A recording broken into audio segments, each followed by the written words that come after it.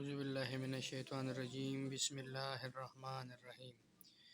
हमने biotechnology chapter number 26 को start किया है और आज हम इससे एक टॉपिक को पढ़ेंगे जो कि है DNA analysis, DNA fingerprinting, DNA profiling, DNA typing, DNA testing या जेनेटिक फिंगरप्रिंटिंग। ये सब हमारे पास एक ही इन सब ये क्या है, ये तमाम तर एक ही टॉपिक का नाम है, ठीक है ना। तो चलो जी इसको स्टार्ट कर लेते हैं कि असल में डीएनए एनालिसिस ये क्या है, असल में डीएनए टाइपिंग क्या है, डीएनए टेस्टिंग क्या है। तो चलो जी पढ़ लेते हैं। The analysis of DNA from sample of body tissue और fluid in order to identify individual. यानी डीएनए एनालिसिस या डीएनए टेस्टिंग ये हमारे पास वो डीएनए का वो एनालिसिस है, वो टेस्ट है जिसके ज़रिए से हम किसी भी ऑर्गेनिज्म को क्या करते हैं, इसको हम आइडेंटिफाई कर सकते हैं, ठीक है ना। तो ये किस तरह आइडेंटिफाई करते हैं, आपको पता है कि असल में हमारे पास तमाम तर जो लिविंग ऑर्गेनिज्म इस वर्ल्ड में मौजूद है, इसमें तकरीबन हमारे पास 99% तकरीबन हमारे पास 99% हमारे पास ऑर्गेनिज्म क्या है, वो उसका जो जीनोम है वो सेम है और सिर्फ 1% जो कि है हमारे पास क्या है, वो डिफरेंसेस है ऑर्गेनिज्म के जीनोम में। तो इस 1% डिफरेंस की वजह से तमाम तर इंडिविजुअल वो एक दूसरे से क्या है, वो मुख्तलिफ है।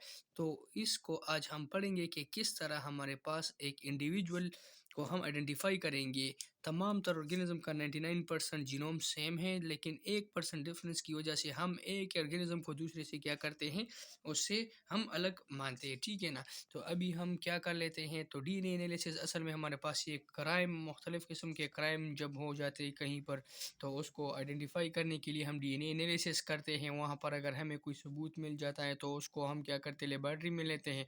उसमें हमारे पास अगर हेयर मिला तो हेयर के नीचे हमारे पास जो फॉलिकल है, हेयर तो असल में प्रोटीन है, तो वो तो प्रोटीन है, इसमें कुछ और है ही नहीं, सेल नहीं है। लेकिन जो हेयर के जो हमारे पास हेयर का जो बेस है, उसमें हमारे पास जो फॉलिकल मौजूद है, उससे हम डीएनए को एक्सट्रैक्ट करके उसको हम डीएनए एनालिसिस के ज़रिए से पता इसका लगा सकते हैं कि किसने क्राइम किया है, ठीक है ना। चलो जी, तो अभी हम पढ़ लेते हैं कि असल में डीएनए एनालिसिस में हमारे पास क्या-क्या मौजूद है। आप यहाँ पर देख सकते हैं हमारे पास एक ऑर्गेनिज़्म है, इसका ये जीनोम है और दूसरा ऑर्गेनिज़्म है, इसका ये जीनोम है। जब हम किसी भी एक न जो जो हमारे पास ए ऑर्गेनिज़्म है, इसका जीनोम हम लेते हैं और इसको हम क्या करते हैं, रिस्ट्रिक्शन एंजाइम के ज़रिए से क्या करते हैं, काट लेते हैं। लेकिन ये याद रखें कि एंजाइम हमारे पास अपने एक्टिविटी में क्या होते हैं, वो स्पेसिफिक होते हैं। तो इस ऑर्गेनिज्म के अंदर हमारे पास लेट्स से ये हमारे पास क्या है, ये रिस्ट्रिक्शन एंजाइम है, ये क्या है, रिस्ट्रिक्शन एंजाइम है। तो ये रिस्ट्रिक्शन न्यूक्लियस एंजाइम क्या करे, इस ऑर्गेनिज्म का ये जो जीनोम जीनोम है उसको ये क्या करेगा, इसको ये काट लेगा। लेकिन ये याद रखें कि इस ऑर्गेनिज्म के अंदर ये रिस्ट्रिक्शन इंडोन्यूक्लियस एंजाइम एक ही स्पेसिफिक रीजन को काटेगा और इस बी ऑर्गेनिज्म के अंदर अपने ही स्पेसिफिक रीजन को काटेगा। इसका मतलब ये है कि इस ऑर्गेनिज्म के का जो जीनोम है, इसके अंदर ये रिस्ट्रिक्शन एंजाइम अपना एक स्पेसिफिक साइट को देख कर क्या करेगा, इसको काटेगा। और इसी तरह इसमें ये बात ही याद रखें कि इस ऑर्गेनिज्म का जो क्या है, जो स्पेसिफिक साइट है, ये इस ए ऑर्गेनिज्म का बी से क्या होगा, वो अलग होगा। तो जब हम क्या कर लेते हैं, रिस्ट्रिक्शन न्यूक्लियस एंजाइम को लेते हैं और इसके ज़रिए से हम किसी भी ऑर्गेनिज्म का जो जीनोम काटते हैं, तो ये क्या करता है, ये रिस्ट्रिक्शन न्यूक्लियस एंजाइम इस ऑर्गेनिज्म का जो क्या है, जो जीनोम है, उसको क्या करेगा, इसको डिफरेंट फ्रेगमेंट में क्या करेगा, उसको डिफरेंट फ्रेगमेंट्स में तोड़ेगा, ब्रेक करेगा, ठीक है ना। इस तरह इस ऑर्गेनिज्म का भी जो जीनोम है इसको भी डिफरेंट फ्रेगमेंट में ब्रेक करेगा। ये याद रखिए, हर एक इंडिविजुअल जो है, इसका जो जीनोम है उसको रिस्ट्रिक्शन एंडोन्यूक्लियस एंजाइम क्या करेगा, एक स्पेसिफिक साइट पर काटेगा। तो ये याद रखिए, तमाम तर वर्ल्ड में जो जितने भी ऑर्गेनिज्म है, उसका जो हमारे पास जीनोम है, उसके जीनोम के अंदर रिस्ट्रिक्शन न्यूक्लियस क्या करेगा, एक स्पेसिफिक साइट को काट लेगा। और हर ऑर्गेनिज्म के अंदर रिस्ट्रिक्शन न्यूक्लियस एंजाइम उसके क्या करेगा, उसका स्पेसिफिक डीएनए क्या करेगा, उसको स्पेसिफिक साइट ऑफ डीएनए को काटेगा। लेकिन ये याद रखिए, हर ऑर्गेनिज्म के जीनोम के अंदर जो स्पेसिफिक साइट है, वो एक ऑर्गेनिज्म का दूसरे से क्या होगा, वो बदल होगा, मतलब ये वो क्या होगा, वो तब्दील होगा। तो यहाँ पर देखिए हमने इस ऑर्गेनिज्म का जो जीनोम है उसको काटा है रिस्ट्रिक्शन न्यूक्लियस एंजाइम के ज़रिए से। तो इससे जो फ्रेगमेंट्स बने हुए हैं ये क्या है, ये हमारे पास फ्रेगमेंट है। रिस्ट्रिक्शन एंजाइम की वजह से क्या है, ये फ्रेगमेंट है। ये क्या है, फ्रेगमेंट है। और ये याद रखें रिस्ट्रिक्शन एंडोन्यूक्लियस एंजाइम जिस जीनोम के अंदर जिस साइट पर अटैक करेगा उसको हम क्या कहते हैं, उसको हम रिकग्निशन साइट कहेंगे, ठीक है ना। तो अब यहाँ पर देखिए कि ये डिफरेंट फ्रेगमेंट्स है। ये क्या है, डिफरेंट फ्रेगमेंट्स है। रिस्ट्रिक्शन एंजाइम की वजह से डिफरेंट फ्रेगमेंट बने हैं। लेकिन ये भी याद रखिए कि इसका जो फ्रेगमेंट है इस ऑर्गेनिज्म का एक का जो रिस्ट्रिक्शन एंजाइम की वजह से जो फ्रेगमेंट बने ही हुए हैं वो भी ऑर्गेनिज्म के जो रिस्ट्रिक्शन एंजाइम की वजह से फ्रेगमेंट बने हुए उससे क्या है, ये तब्दील है, ठीक है, ये चेंज है। तो यहाँ पर आप देखिए इन ही पार्ट्स को, इन ही फ्रेगमेंट को जो कि रिस्ट्रिक्शन एंजाइम ने बनाए हैं इसको हम कहते हैं रिस्ट्रिक्शन फ्रेगमेंट लेंथ पॉलीमॉर्फ्स। इन ये जो टुकड़े हैं इसको कहते हैं आरएफएलपीस कहते हैं, इसको restriction fragment length polymorph. Restriction इसलिए कहते हैं कि रिस्ट्रिक्शन एंजाइम ने काटा है, फ्रेगमेंट इसलिए कि ये जीनोम का क्या है, जीनोम का फ्रेगमेंट है। लेंथ इसीलिए कहते हैं कि इस ऑर्गेनिज्म का जो डिफरेंट फ्रेगमेंट है, आप यहाँ पर देख सकते हैं इस ऑर्गेनिज्म की जो जीनोम है इसका ये फ्रेगमेंट, इसका लेंथ इतना है, इसका लेंथ इतना है, इसका लेंथ इतना है। और यहाँ पर अगर देखिए इसका लेंथ इतना है, इसका इतना है, इसका इतना है। यानी रिस्ट्रिक्शन एंजाइम की वजह से हमने डिफरेंट फ्रेगमेंट बनाए हैं। पॉलीमॉर्फ्स मतलब है वेरिएंट फॉर्म, यानी मेनी वेरिएंट फॉर्म। यानी मेनी वेरिएंट फॉर्म हमने फ्रेगमेंट रिस्ट्रिक्शन एंजाइम के जरिए से हमने डिफरेंट लेंथ के फ्रेगमेंट्स यानी मेनी वेरिएंट फॉर्म किए हैं, बनाए हैं। तो इसी टुकड़ों को हम क्या कहते हैं, आरएफएलपीस। यानी इस दुनिया में जितने भी ऑर्गेनिज्म है हर ऑर्गेनिज्म का आरएफएलपी क्या होगा, वो एक दूसरे से क्या होगा, चेंज होगा। तो इसके ज़रिए से हम क्या करते हैं, एक इंडिविजुअल को हम क्या कर सकते हैं, आइडेंटिफाई कर सकते हैं। यहाँ पर मैंने आपको एग्जांपल दिया है। फॉर एग्जांपल ए का जो हमारे पास क्या है, ये इस टुकड़े को हम लेते हैं, इसका जो फॉर एग्जांपल हमारे पास सपोज करे इसको हमने क्या लिया है, इसको हमने 5 सेंटीमीटर लिया है। तो इसका जो फ्रेगमेंट है इसका 10 सेंटीमीटर, ये हमने सपोजिशन लिया हुआ है, ये सपोजिशन है। यानी इसका जो फ्रेगमेंट है इसकी लंबाई कितनी है, वो 5 सेंटीमीटर है, इसकी 10 सेंटीमीटर है। तो इसी तरह इसका जो फ्रेगमेंट का रिस्ट्रिक्शन फ्रेगमेंट का जो लेंथ है ये इसका दूसरे से क्या है, वो चेंज है, ठीक है ना। चलो जी, तो अभी हमने यहाँ पे देखा कि एक ऑर्गेनिज्म है, ये दूसरा ऑर्गेनिज्म है, इसका आरएफएलपीस क्या है, ये इन ऑर्गेनिज्म इस ऑर्गेनिज्म पे क्या है, वो चेंज है। इसी तरह इसके अलावा हमारे पास तमाम ऑर्गेनिज्म तो 99% सेम है, मैंने आपको यहाँ पर बताया। लेकिन 1% डिफरेंसेस है। उन 1% डिफरेंसेस किस किस में है, एक आरएफएलपीस में है, इसके अलावा हमारे पास वीएनटीआर में भी है, एसटीआर में भी है, एसएनपीस में है। अभी हम ये पढ़ेंगे कि आरएफएलपीस तो हमने पढ़ लिया कि आरएफएलपी असल में हमारे पास क्या है। अभी वीएनटीआर, एसटीआर, एसएनपीस को हम पढ़ेंगे, ठीक है। चलो जी, तो ये यहाँ पे आप देख सकते हैं ये ऑर्गेनिज्म का एक जीनोम है। फॉर एग्जांपल ये हमारे पास क्या है, इस जीनोम के अंदर हमारे पास नॉन कोडिंग सीक्वेंसेस मौजूद है और जिसको हम नॉन कोडिंग डीएनए भी कहते हैं या सेटेलाइट डीएनए भी कहते हैं। तो इसी तरह हमारे पास और ऑर्गेनिज्म है, इसके अंदर जिस तरह हमारे पास आरएफएलपीस है इसी तरह हमारे पास जीनोम के अंदर कुछ और एरियाज भी है जहाँ पर हमारे पास एक ऑर्गेनिज्म दूसरे से क्या करता है, वो वेरी करता है। तो वो जो हमारे पास अदर साइट है जिसके जरिए से एक ऑर्गेनिज्म दूसरे से क्या करता है, वो वेरी करती है, वो क्या क्या है, वो वी एन टी आर है, एस टी आर है, एस एल पी है। इसको हम अभी बारी बारी में पढ़ेंगे। एक ही variable number random repeat, V N T R stand for variable number repeat.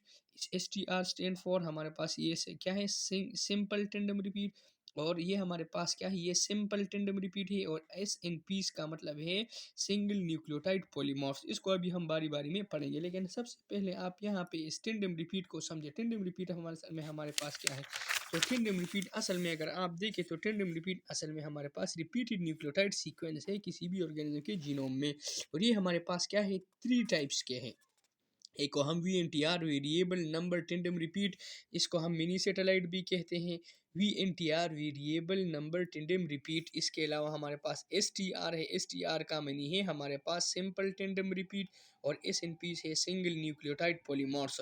लेकिन सबसे पहले आप टेंडम रिपीट को समझे कि तमाम तर जो ऑर्गेनिज्म है उसके अंदर हमारे पास 50% जो जीनोम है ऑर्गेनिज्म का उसमें रिपीटिशन है। ये ह्यूमन जीनोम प्रोजेक्ट में हम पढ़ेंगे कि तमाम तर ऑर्गेनिज्म जो हमारे पास वर्ल्ड में एग्जिस्ट करते हैं, इसका जो जीनोम है वो 50% इसमें रिपीटिशन है न्यूक्लियोटाइड सीक्वेंस का।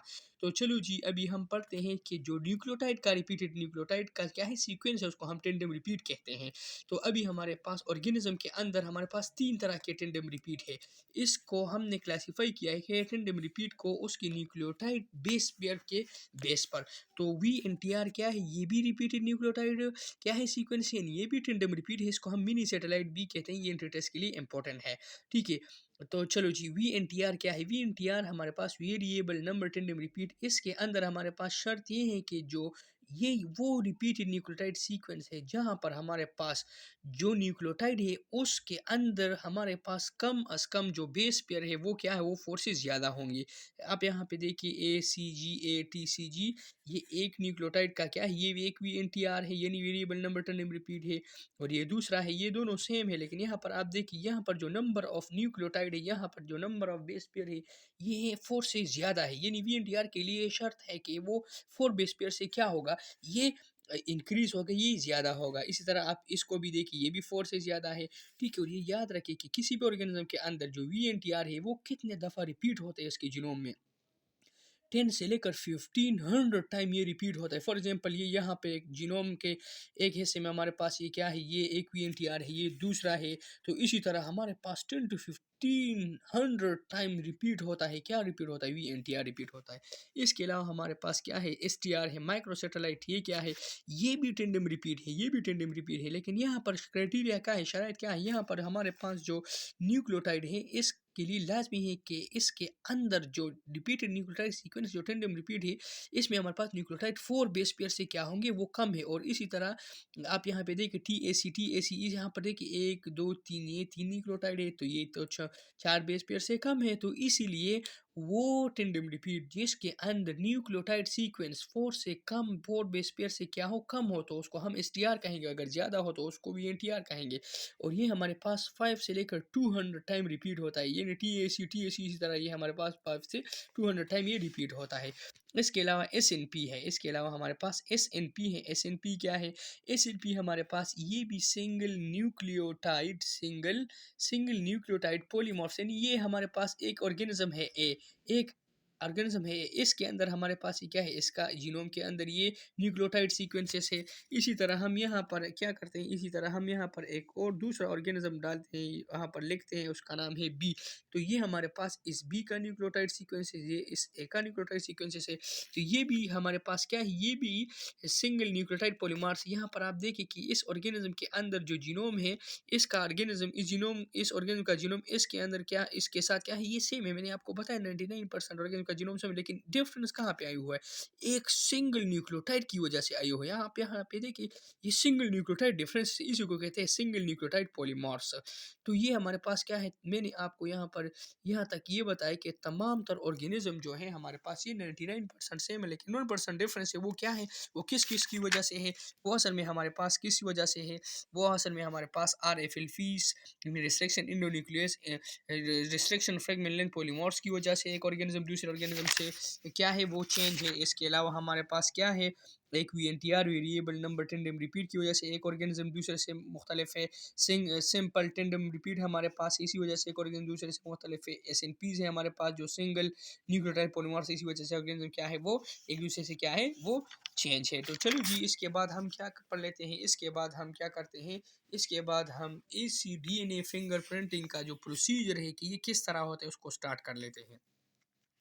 DNA analysis bye RFLPs method, या इसको हम DNA फिंगरप्रिंट मेथड, ये हम RFLPs मेथड के जरिए से किस तरह करेंगे। सबसे पहले कलेक्शन ऑफ DNA सैंपल और आइसोलेशन ऑफ DNA सैंपल, यानी सबसे पहले हम क्या करेंगे, उस सबसे पहले हम DNA सैंपल को लेंगे और इसको क्या करेंगे, इसको हम लेंगे। इसके बाद हम क्या करेंगे, प्लेसमेंट ऑफ RFLPs यानी fragmentization of DNA to form RFLPs by dissection enzyme. इसके बाद हम सबसे पहले एक किसको लेते हैं, एक मीडियम को लेते हैं, इसमें हम सैंपल डीएनए जो हमारे पास सैंपल उसको कलेक्ट कर लेते हैं, फिर इसके बाद आरएफएलपीज़ यानी फ्रेगमेंट बनाते हैं, किसके ज़रिए से? रेस्टिंग एंजाइम उसके ऊपर हम डालते हैं, उसके ज़रिए से हम क्या करें, रेस्ट्रिक्शन फ्रेगमेंट एंजाइम पॉलीमर्स क्या करते हैं, वो उसको बनाते हैं, फिर उसको इस फ्रेगमेंट को हम क्या करें, पीसीआर के अंदर रख के उसके मल्टीपल कॉपीज़ बनाएंगे। इसी तरह हमारे पास जो फिर इसके बाद क्या करेंगे, सेपरेशन और आरएफएलपी यानी जेल इलेक्ट्रोफोरेसिस के ज़रिए से उसको क्या करेंगे, डीएनए फ्रेगमेंट को जेल इलेक्ट्रोफोरेसिस में डालते हैं, उसके ज़रिए से हमारे पास क्या हो, डिफरेंट फ्रेगमेंट अपीयर हो जाते हैं।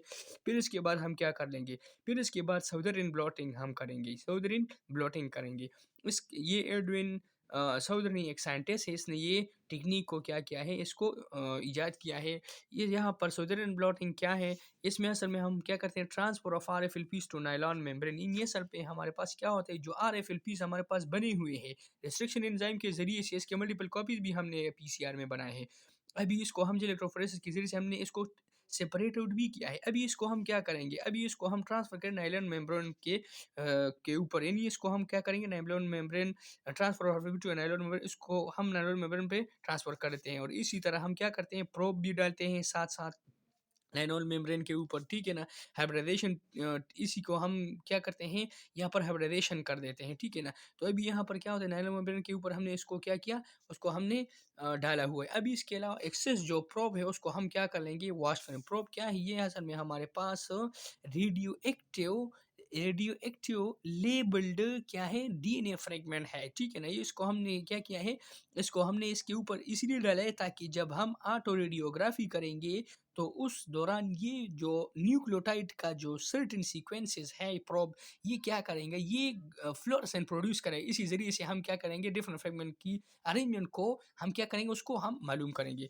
तो चलो जी, जो एक्सेस प्रोब है उसको हमने क्या किया, उसको हमने वॉश किया। तो ये हमारे पास क्या है, डिफरेंट क्या है, डीएनए फ्रेगमेंट बने हुए हैं, उसका भी हम क्या कर लेंगे प्रोब के साथ। ये क्या है, डीएनए फ्रेगमेंट है, इसके साथ हमारे पास क्या है, एक प्रोब अटैच हुआ है। आप यहाँ पर देख सकते हैं कि असल में हमारे पास ये एक डीएनए फ्रेगमेंट, इसके साथ ये प्रोब अटैच हुआ है। तो अभी हम क्या करते हैं, इसके बाद हम क्या करते हैं, इसके बाद हम ऑटो रेडियोग्राफी करते हैं, यानी इस सैंपल को अभी हम ऑटो रेडियोग्राफ में डाल लेते हैं, यानी एक मशीन के ज़रिए से। हम एक मशीन है ऑटो रेडियोग्राफ, उसके अंदर हम डाल लेते हैं। तो अभी इस मशीन के अंदर क्या होते हैं, एक्सरे इस पर हम क्या करते हैं, थ्रो कर लेते हैं। जब एक्सरे इस पर थ्रो कर लेते हैं तो ये जो प्रोब है, ये मैंने आपको बताया, ये रेडियोएक्टिवली लेबल है, तो ये क्या करेगा, फ्लोरेसेंट प्रोड्यूस करेगा। तो इसी तरह हम क्या कर सकते हैं, इसके ज़रिए से हम एक क्या कर लेंगे, इसके ज़रिए से हम एक डीएनए का जो सीक्वेंस है उसको हम क्या कर लेंगे, उसको आइडेंटिफाई कर लेंगे। इसको हम क्या कर लेंगे, आइडेंटिफाई कर लेंगे, किसके ज़रिए से, जेल इलेक्ट्रोफोरेसिस टेक्निक के ज़रिए से। इन डिफरेंट ब्रेन हमारे पास क्या होंगे, वो अपीयर होंगे, और इसको हम उस बैंड को हम क्या करेंगे, उसको हम जो हमारे पास ये क्या है, ये हमारे पास वो सैंपल है। फॉर एग्जांपल एक कस मरा हुआ है, उसके फॉर एग्जांपल हमारे पास एक शख्स मरा हुआ है, ठीक है ना। तो उसके वहाँ पर हमें एक सबूत मिला है, हेयर मिला है, हेयर फॉलिकल मिला है। फॉर एग्जांपल हेयर क्या मिला है, हेयर फॉलिकल मिला है। फॉर एग्जांपल ये हेयर है हमारे पास, और यहाँ पर इसके नीचे हमारे पास बेस में क्या है, फॉलिकल मौजूद है, ठीक है ना। तो ये हेयर फॉलिकल से हम क्या करते हैं, उससे हम डीएनए को एक्सट्रैक्ट कर लेते हैं, और उसको एक्सट्रैक्ट करने के बाद हमने ये सारे के सारा टेक्निक क्या किया है, इस्तेमाल किया है। इसके बाद हम क्या करते हैं, जिस बंदों पर हमारे शक है, यानी कि किस ऑर्गेनिज्म ने ये किया है, फॉर एग्जांपल इस ऑर्गेनिज्म को भी हम लेते हैं, इसको, तो इससे भी हम डीएनए सैंपल लेते हैं, इससे भी हम लेते हैं, ठीक है ना। तो हमारे पास जो वहाँ पर सबूत मिला है, उसका जो डीएनए है, उसका हमारे पास क्या है, ये इसका सैंपल का ये डिफरेंट फ्रेगमेंट क्या है, ये हमारे पास आए हुए हैं। अभी इसको हम कंपेयर करेंगे इन दोनों के कि किसने ये काम किया है। ये जो हमारे पास सबूत यहाँ पे मिला है कि ये बाल किसका है, तो इससे हमें पता चलेगा कि ये जुर्म किसने किया है। तो चलो जी, इस ए का हम देख लेते हैं। तो इसका जो जीनोम है, ये हमारे पास क्या है, अगर आप देखें तो इसका जो जीनोम है, ये हमारे पास इसके अंदर हमारे पास फ्रेगमेंट है, वो इस तरह मौजूद है, इस तरह 1 2 3 4 5। तो यहाँ पर क्या है, 5। यहाँ पर देखिए 1 2 3 4 5, यहाँ पर 6 है। लेकिन आप यहाँ पे देखिए ये बी ऑर्गेनिज्म है, ठीक है। इसके अंदर 1 2 3 4 5, यहाँ पर 6 है। तो अगर आप यहाँ पे देखिए, ये जो हमारे पास जो न्यूक्लियोटाइड सीक्वेंस है, ये फॉर एग्जांपल अगर इस ऑर्गेनिज्म का हम ले लें, तो इस ऑर्गेनिज्म का ज़्यादा से ज़्यादा न्यूक्लियोटाइड जो है, ये क्या है, वो ज़्यादा से ज़्यादा इस ऑर्गेनिज्म के साथ क्या है, वो मिलते हैं। फॉर एग्जांपल इसका अगर हम ये ले लें, 1 2 3 और 4, और ये हमारे पास क्या हुआ, 1 5 हुआ। तो इस ऑर्गेनिज्म को उसको हम मिटा लेते हैं, ठीक है ना। तो ये हमारे पास क्या है, ये 1 हुआ हमारे पास, ये 1 हमारे पास क्या है, ये एक फ्रेगमेंट है, ठीक है। तो ये इसके लिए ये हुआ, इसके लिए ये हुआ, ठीक है, इसके लिए ये हुआ, इसके लिए ये हुआ, इसके लिए ये हुआ। एक और हम यहाँ पर डाल लेते हैं, ठीक है ना। फॉर एग्जांपल यहाँ पर देखिए हम एक और भी डाल लेते हैं।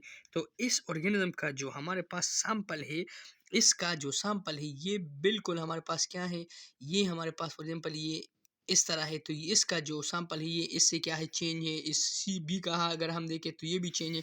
लेकिन हम यहाँ पर देखिए एक तीसरा शख्स जिस पर जो हमारे लिए सस्पेक्ट है, जिसका हम मशकूक है, उसको भी हमने लिया है। अगर हम देखें तो ये जो सैंपल है इसका जो डीएनए के डिफरेंट फ्रेगमेंट बने हुए हैं इलेक्ट्रोफोरेंसिक टेक्निक के ज़रिए से, तो इसका जो जीनोम है ये बिल्कुल सेम टू सेम सी की तरह है। तो इसका मतलब ये है कि ये जो क्राइम है इसका जहाँ पर हमारे पास ये जो सबूत मिला है, इसका जो हमारे पास क्या है, इसका जो डिफरेंट फ्रेगमेंट हमने बनाए हुए हैं डीएनए एनालिसिस की वजह से, वो किसके हैं, वो इस ऑर्गेनिज्म के है। क्योंकि इसका और इसका जो जीनोम का जो क्या है, जो फ्रेगमेंट है, वो एक दूसरे के साथ क्या है, वो बिल्कुल सेम है। तो इसी से हम क्या कर लेते हैं, इसको हम पकड़ लेते हैं और इसको हम क्या है, ये क्रिमिनल है, तो इसको हम क्या करते हैं, आइडेंटिफाई करते हैं। तो यहाँ पर हमने क्या किया, यानी ये टेक्निक है जिसके ज़रिए से हमने एक इंडिविजुअल को क्या किया, आइडेंटिफाई किया। तब तक इजाज़त दीजिए और नेक्स्ट लेक्चर के लिए इंतज़ार कीजिए। जीनोम मैप को हम डिस्कस कर लेंगे, इसके बाद हम इसके डिफरेंट टाइप्स को भी एक्सप्लेन कर लेंगे। तब तक इजाज़त दीजिए और हमारा चैनल सब्सक्राइब कीजिए। वस्सलाम।